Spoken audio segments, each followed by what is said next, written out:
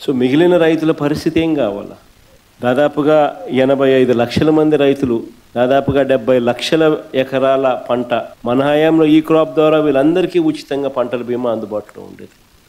ఈరోజు ఆ పరిస్థితి పోయి కేవలం బ్యాంకు లోన్లు తీసుకున్న వాళ్ళకు మాత్రమే ఆ లోన్లు ఉన్నాయి కాబట్టి ఆ బ్యాంకు లోన్లు బ్యాంకర్లు కట్ చేసిన ఇన్సూరెన్స్ సొమ్ము అంటే కేవలం 19 లక్షల మంది రైతులకు మాత్రమే అవైలబుల్, కేవలం 19 లక్షల ఎకరాలకు మాత్రమే అవైలబుల్.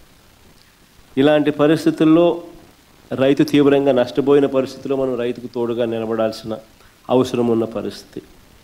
మరోవైపు చూస్తే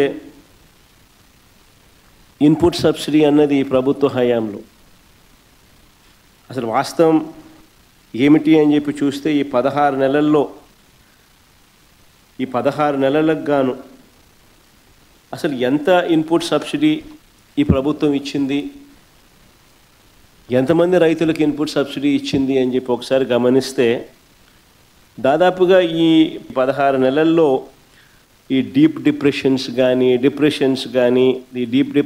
కానీ సైక్లోన్స్ కానీ ఇలాంటివి రాష్ట్రంలో పంటలు నష్టపోయిన పరిస్థితులు దాదాపుగా 2024 నుంచి చూస్తే జూన్ నుంచి చూస్తే దాదాపు 16 సార్లు ఉత్పన్నమైనాయి.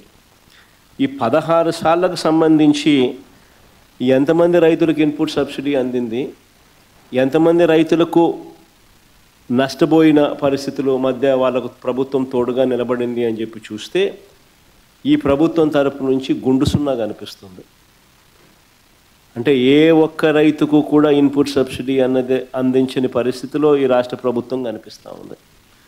దాదాపుగా వీళ్ళు ఈ క్రాప్ చేయకుండా రైతులను నిర్లక్ష్యం చేసినప్పటికీ కూడా వాళ్ళ దగ్గర ఉన్న వాళ్ళ లెక్కల ప్రకారమే చూసినా కూడా దాదాపుగా 5.5 లక్షల మంది రైతులకు ఇన్పుట్ సబ్సిడీ రూపేణ 600 కోట్లు ఇవ్వాలని అది ఇవ్వకుండా ఎగరగొట్టిన పరిస్థితులు మనం చూస్తూ ఉన్నాం.